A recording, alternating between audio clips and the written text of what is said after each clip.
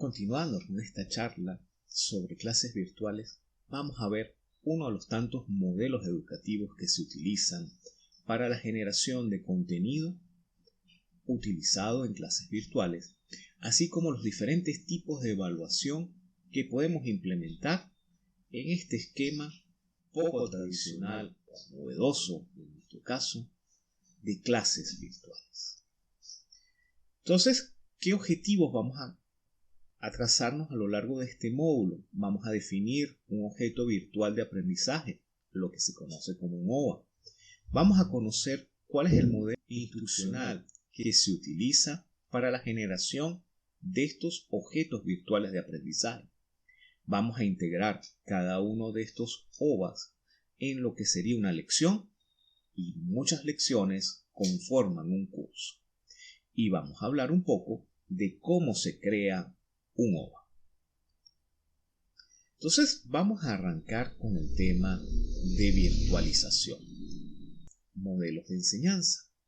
Vámonos al quizás el que más utilizamos todos nosotros, el tradicional, la clase magistral. El profesor es el conferencista y marca la dinámica de la actividad en un proceso maestro-aprendiz, donde el aprendiz observa cómo el maestro resuelve los problemas y de ahí genera una conducta que le permite a él afrontar el problema. Tenemos el proceso de enseñanza virtual, en donde el estudiante es el protagonista y el profesor se vuelve el facilitador del conocimiento.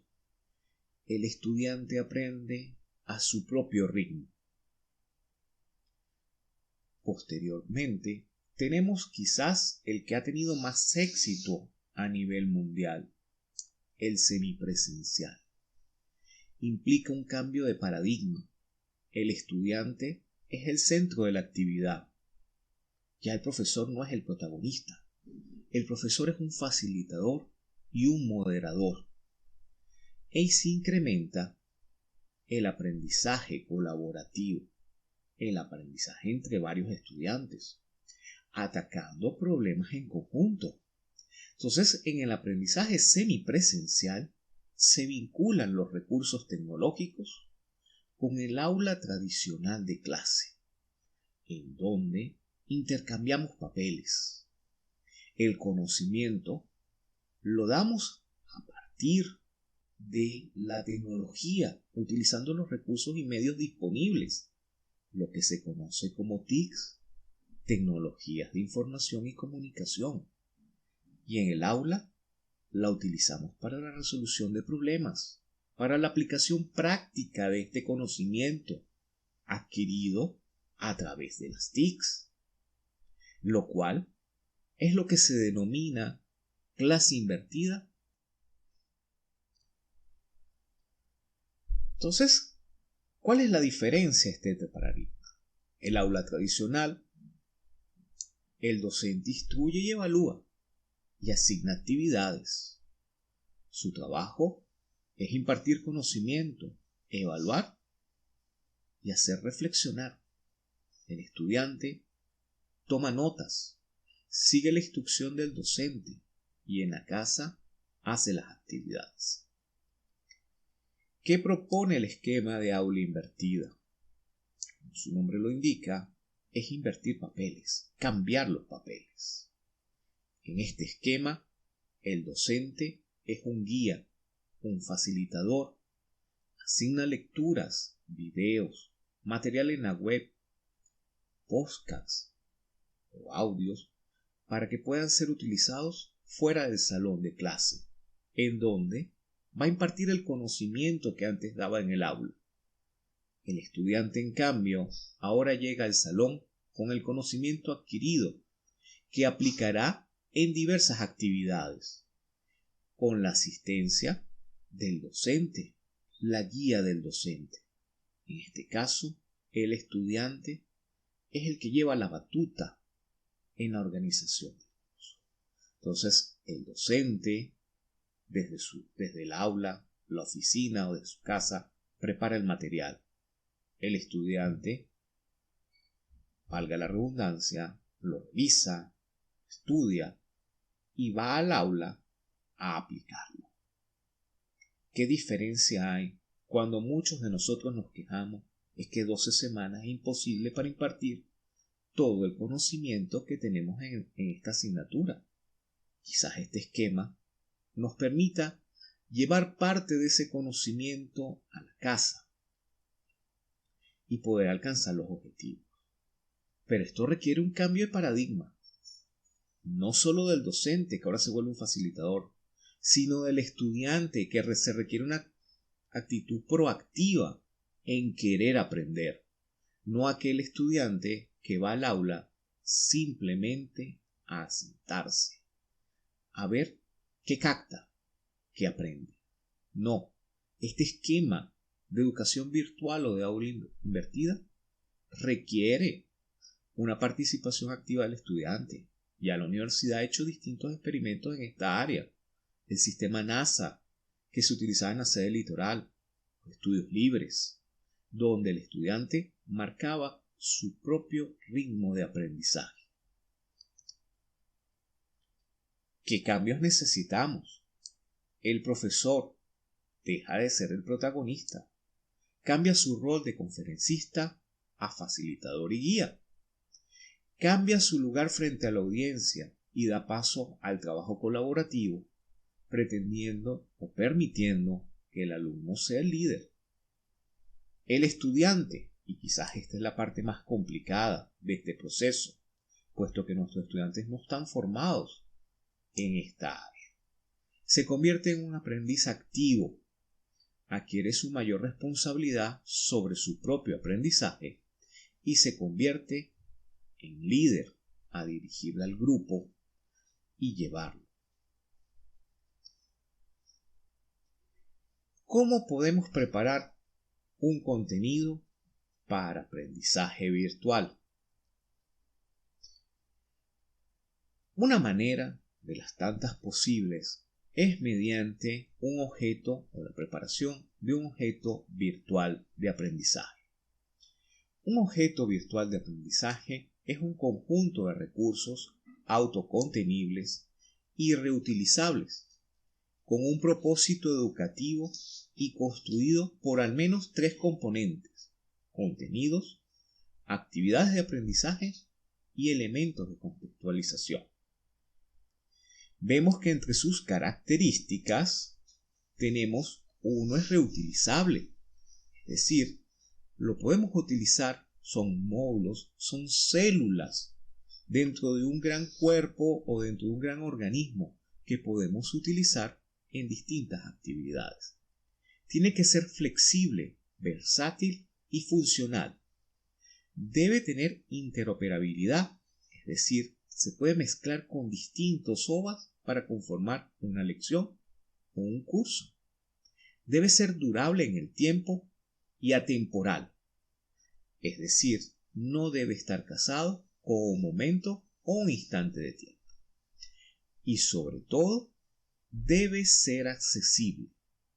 Debe estar a la disposición del estudiante cuando lo necesite. ¿Qué estructura tiene un OVA? ¿O qué estructura se sugiere que debe tener un objeto virtual de aprendizaje?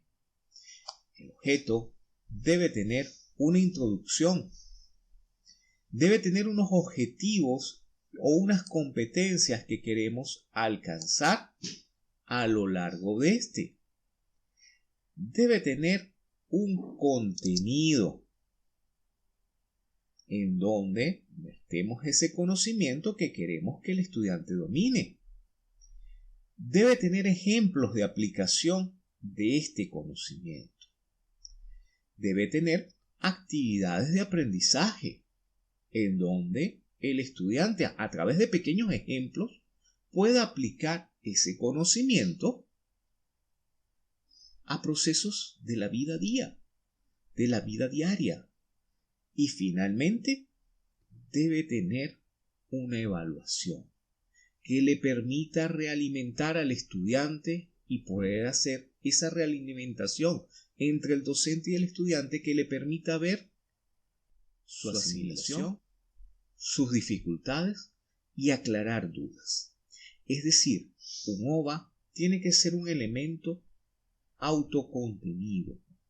Debe ser una célula en sí mismo de un organismo y debe poder agruparse con otras células para lograr un organismo, una función específica. Entonces, cuando nosotros formulamos un conjunto de OVAs, de objetos virtuales de aprendizaje, nosotros podemos juntar varios OVAs y conformar una lección. El conjunto de lecciones forman nuestro curso. Es decir, que para el aprendizaje virtual, nosotros tenemos que partir del macro que es el curso, dividirlo en lecciones y a su vez estas lecciones dividirlas en objetos virtuales de aprendizaje. Y sobre cada uno de estos objetos virtuales de aprendizaje es que vamos a desarrollar el contenido multimedia de lecturas o actividades que permitan conformar estos objetos, y a través del aprendizaje de cada uno de estos objetos por parte de nuestros estudiantes podemos generar las lecciones y el curso completo. ¿Qué atributos deben tener estos OVAs? Como ya lo veíamos en la lámina pasada, deben ser reutilizables. Sirven como base para la creación de otro recurso para diversas aplicaciones. Debe ser accesible, con una localización y recuperación eficiente a través de metadatos. Debe ser interoperable. Opera entre distintas plataformas de software y hardware. Debe ser portable. Se mueve y alberga en diferentes plataformas sin un cambio en su contenido. Y debe ser durable. Permanecen intactos en las actualizaciones de software y hardware. ¿Qué beneficios tiene estructurar los cursos a través de objetos virtuales de aprendizaje? Para el estudiante, se integran en el proceso de aprendizaje. Se adaptan estos a su ritmo de aprendizaje, puesto que él es el que va usando cada uno de estos objetos virtuales de aprendizaje hasta que los domina, es decir, aprende a su propio ritmo. Acceden a contenidos que se adaptan fácilmente a los cambios tecnológicos. Tienen acceso en cualquier momento y los materiales ya han sido utilizados o han sido creados con criterios de calidad. ¿Qué beneficio le trae al docente? Ofrecen métodos de aprendizaje alternativos. Obtienen al momento los objetos que necesitan para construir módulos de aprendizaje. Es decir, cuando nosotros tenemos un conjunto de OVAs, podemos juntarlos en nuevas lecciones o en nuevos cursos. Se adaptan los programas formativos a las necesidades específicas de cada estudiante. No todos los estudiantes aprenden al mismo ritmo. No todos tienen las mismas facilidades o dificultades durante el proceso de aprendizaje. Entonces nos permite un aprendizaje más enfocado al individuo y menos al grupo. Disminuye el tiempo de desarrollo de los materiales didácticos al profesor después que tiene construido un conjunto de OVAs. ¿Qué diseño instruccional se utiliza para diseñar el OVA? El ADIE: análisis, diseño, desarrollo, implementación y evaluación. 5 etapas. En la primera de análisis, ¿qué quiero enseñar? ¿A quién voy a enseñar? ¿Y qué recursos puedo utilizar de toda la amplia gama que encontramos a lo largo del Internet y de nuestra propia experiencia? ¿Cómo lo diseño? ¿Cómo bosquejo esa línea temporal que queremos que transite el estudiante para alcanzar las metas que nos proponemos, para alcanzar esos objetivos de aprendizaje. En la tercera etapa, ¿cómo lo desarrollamos? Se elaboran los planes de la lección y los materiales a emplear. Esa ruta que debe seguir el estudiante con nuestros objetos virtuales de aprendizaje para poder alcanzar el objetivo. ¿Cuál es el orden que tiene que utilizar el material? ¿Cómo lo debería utilizar? Es aquella línea de instrucción, es aquella ruta como hacen el Waze o los GPS para llegar al destino. ¿Cómo lo implementamos en la etapa 4? ¿Cómo se divulga eficientemente? ¿Y qué tan efectivo es la instrucción? ¿Qué plataforma utilizamos? ¿Cómo hacemos llegar a nuestros estudiantes ese contenido desarrollado para que lo tenga disponible en cualquier momento? Finalmente, la última etapa de este modelo instruccional es la evaluación. Se evalúa la efectividad y la eficiencia en la instrucción. Y de esa evaluación no solo es el resultado del estudiante, sino del mismo proceso de aprendizaje. En esa evaluación nosotros debemos hacer esos cambios de timón, esos cambios de ruta que nos permitan llegar efectivamente a los objetivos con nuestros estudiantes. Los OVAs no son objetos estáticos, tienen que estar en continua evaluación para lograr los frutos. Los profesores que ya llevamos bastante tiempo en esta rama, nos hemos dado cuenta a medida que vamos dictando los cursos que una forma de explicar permite llegar más fácil a los estudiantes que otra. El OVA hay que implementar lo mismo, no es estático. Hay que ir probando, aventurándose, no teniendo miedo al cambio. ¿Qué tipo de evaluación nosotros podemos hacer para efectivamente garantizar el aprendizaje del estudiante, pero también para podernos realimentar y poder mejorar nuestro material instruccional? Existen 3 tipos de evaluación, normalmente en los sistemas o en los procesos de enseñanza. La diagnóstica o inicial, su objetivo es conocer las fortalezas y las debilidades de los estudiantes y conocimientos que poseen antes de recibir la instrucción. Tenemos la etapa formativa o la evaluación formativa. El objetivo es monitorear el aprendizaje del estudiante para proporcionar realimentación. Esto es una clave vital del proceso virtual. Tenemos que realimentar a nuestros estudiantes. Tenemos que darle información de cómo va, cuáles son sus logros, cuáles son sus deficiencias. Sin una realimentación, el aprendizaje virtual no logra sus objetivos. Ayudar a identificar las primeras brechas en la instrucción. Basado en la realimentación, se sabrá en dónde enfocarse para obtener mayor expansión de la instrucción.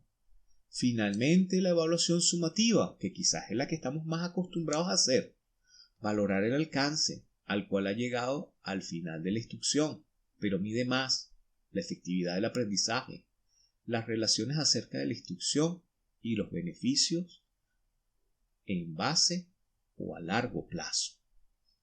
Es decir, nosotros tenemos que migrar de una evaluación sumativa, que es la que normalmente estamos acostumbrados a poner una nota, a ir hacia una evaluación formativa, donde realmente le demos la realimentación al estudiante para poder cerrar las brechas de instrucción que éste tiene. Obviamente, tenemos que dar una calificación al final del curso. Entonces tenemos que mezclar esa evaluación sumativa con la evaluación formativa.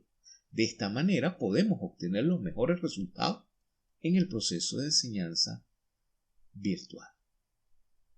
Algunos ejemplos de evaluación: pruebas escritas estructuradas, los ensayos de respuesta abierta, las evaluaciones de conducta, que es lo que normalmente hacemos en los laboratorios, la evaluación de productos, las entrevistas orales que detectan nuestros estudiantes, el portafolio de actividades en aquellos cursos donde se elabora un proyecto final, una escala de actitudes como pueden ser las encuestas, una rejilla de constructos personales, los test vocacionales muy utilizados en el área de psicología, la matriz de valoración o la rúbrica de evaluación. Esto es un aspecto muy importante. Cuando nosotros mandamos una actividad virtual, tenemos que dar instrucciones claras de qué queremos, pero el estudiante debe saber cómo queremos o cómo lo vamos a evaluar, sobre qué puntos vamos a hacer mayor hincapié, y en eso la rúbrica nos presenta una gran alternativa para que el estudiante sepa cómo nosotros vamos a evaluar o qué esperamos de esta actividad con él. La lista de cotejo o verificación y la relación. Presento un ejemplo de rúbrica para la resolución de un ejercicio. Entonces, un ejercicio lo podemos dividir o seccionar esos 3 puntos que vale la ejecución, dividirlo de tal manera que el estudiante no solo colocarle una nota, sino darle la realimentación que estamos hablando. Entonces, presenta la totalidad del ejercicio a resolver. Entonces, tiene los 3 puntos. Entrega más del 80% del ejercicio a resolver, 2 puntos. Presenta más del 60, 1 punto. O presenta menos del 50, medio punto. Hablamos sobre criterios sobre el procedimiento o sobre los resultados del ejercicio. De esta manera el estudiante sabe cómo puede obtener su nota máxima o cómo, cuando nosotros devolvemos la actividad, el estudiante a través de la rúbrica puede ver el criterio que utilizó el profesor para la asignación de la calificación final. De esa manera podemos dar la realimentación necesaria en este proceso de enseñanza virtual. Entonces, a lo largo de este video, pues vimos las distintas gamas de una virtualización. Cómo cambia el esquema de la clase magistral, donde el profesor es el protagonista, ahora centrarnos en la educación, en lo que la UNESCO nos lleva tiempo diciendo. La educación está centrada en el estudiante. La diferencia entre la educación tradicional, la educación virtual y la educación semipresencial, que en muchos estudios arrojan que es la que ha obtenido mayores éxitos. Recordemos que nuestros estudiantes nunca fueron formados para la educación virtual. Entonces es necesario un cambio de paradigma, no solo del profesor, sino del estudiante. Y aquí es donde presentamos la mayor barrera. Necesitamos estudiantes proactivos. Vimos lo que es un objeto virtual de aprendizaje, sus características, cómo ellos conforman una lección y las lecciones conforman un curso, cuáles son los contenidos mínimos que requieren estos objetos virtuales de aprendizaje y un modelo instruccional para poderlos crear, donde la evaluación es la clave del mejoramiento. Y finalmente vimos algunas estrategias de evaluación y cómo tenemos que llevarnos a evaluaciones que combinen la parte formativa y sumativa para poder obtener éxito en esta forma de aprendizaje. Gracias.